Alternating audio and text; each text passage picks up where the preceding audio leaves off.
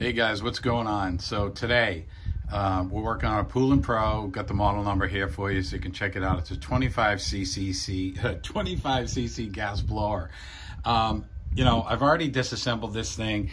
I can't get it to start. And like many of you, we go after spark, we go after gas, air, all those different things that help to get this thing to ignite and start working. So what I found was when I did a compression test, and I'll show you the value with a screenshot, but I saw about 30 PSI.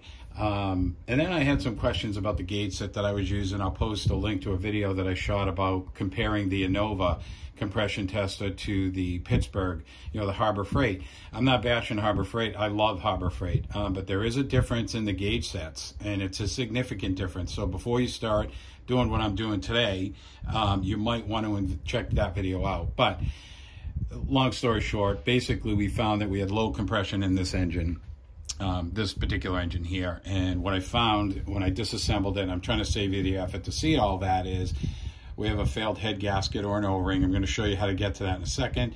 And then we had a piston ring that may or may not be suspect. So I'll post some pictures of those particular part numbers for you, but we're going to disassemble this thing really quickly, show you how to replace the ring, show you how to replace the head gasket, and then we'll do a compression test to verify the repair.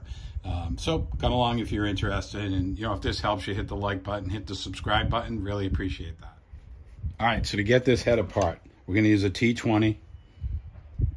We're going to use a T30 Torx. And so you're going to see a couple screws. You're going to see a screw that's right in here. And then there's one that's kind of hidden. Let's see if we can get a flashlight on there for you. Yeah, a little tough to see. Actually, if I had the camera angle where it needed to be.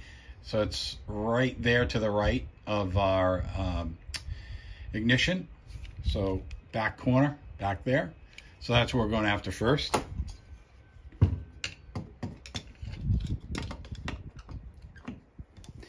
So the interesting piece is that this screw, you can't bring it all the way back up. So I'm going to have to pull it out through the side over here. So that's this right there. And then on the opposite side, again, I already mentioned, we're going here. I'm going to loosen this up. So this is probably going to have some oil in it, because I've been doing some testing on it already just to make sure. Now, next thing I want to do is I want to use my T20. I want to pop off my crankcase seal, because I need to get the piston rod off of the crank so we can actually remove the cylinder.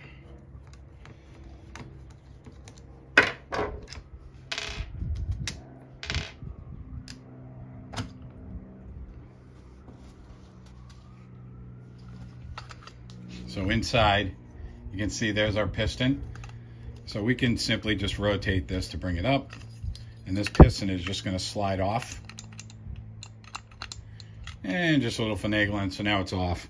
So two things. One is the O-ring that I've already replaced, which is this right here. I'll show you that part number in a second. So that's the O-ring. And then my ring, which again is internal here. Just going to remove this. Doesn't require a tool. That's my piston ring right here.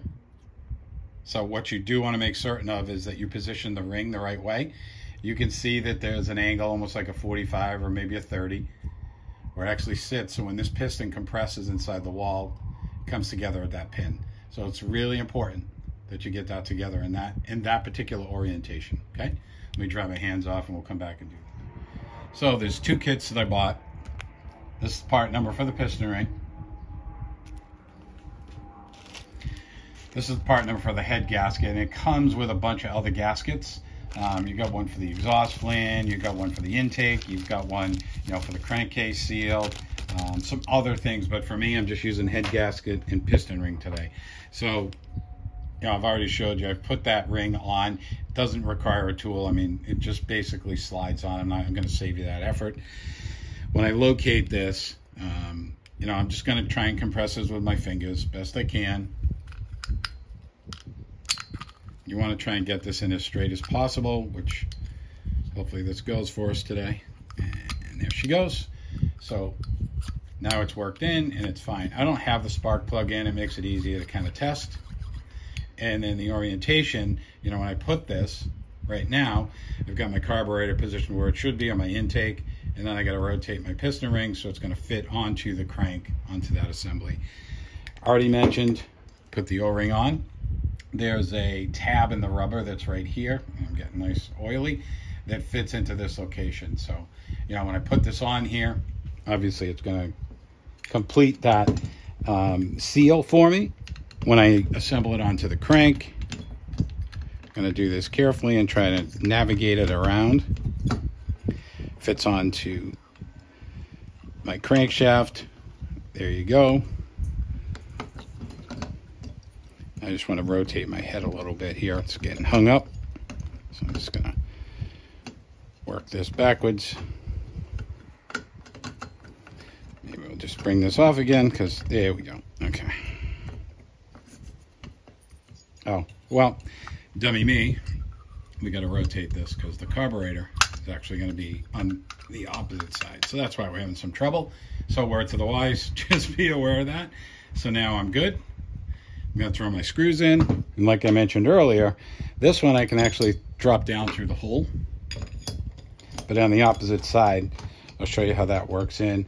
I'm not going to go crazy tightening this down because I want to seat it evenly on both sides. So we'll just snug it a little bit. And on this side here, you can use a pair of needle nose. You can just try and get your finger in there and drop it in that hole. For me right now, it seemed to work out pretty easily. It'd be nice if you could actually see what I'm doing. And you can see we're inside there now. I'll rotate that, and now I'm going to torque it down. So I'm going to dry off my hands so I can torque it down because they're really wet right now. Give me a second. Now that we torque down our heads, we're actually going to use our T20, put our crankcase cover on, and I've already replaced that O-ring that I mentioned that came with the kit. And we're just going to slap these screws in. Once I get these screws in, then we'll do a compression check, quick compression check, just to verify that compression is better. And then we'll put this thing back together again and we'll give it a test. So be back in a sec. Okay, so it's all back together again. I have my compression gauge. It is super important that you have a gauge with a Schrader valve that is right at the compression, or the cylinder, sorry, the cylinder. Not the Schrader valve that's up here at this location. There's another video, again, I'll put a link in there for it. I've already lubed up the cylinder with some oil, and I'm just gonna hand tighten this down. We're gonna see what happens. My hope is that we get somewhere north of 90 psi, but obviously we want to see much higher than that, but that's my hope. This is an older leaf blower. I'm just going to use a drill, turn it, and then, so I think you can see the gauge. We'll go from here. Yeah, so we're up around 150. That's where we want to be. So I got a good feeling about this engine. We're going to see what happens. So give me a sec and we'll get her back together. That'll take a few minutes.